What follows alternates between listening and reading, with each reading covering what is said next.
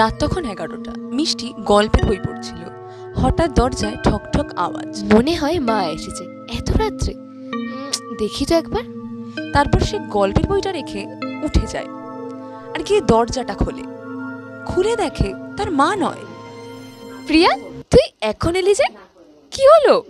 প্রিয়া কোনো কথা বলে না, ও সরাসরি ওর ঘরে ঢুকে যায়। ভালো করেছিস এসেছিস, বস।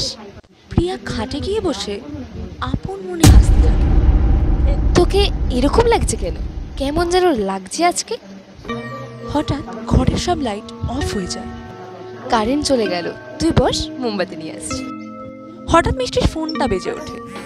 সে দরজাটা বন্ধ করে ফোনটা ধরে আর দেখে প্রিয়া।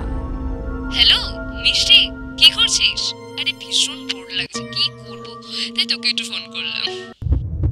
মিষ্টি খুব ভয় পেয়ে যায়। যদি তার বান্ধবী প্রিয়াই তাকে ফোন করে থাকে, তাহলে ঘরে কে?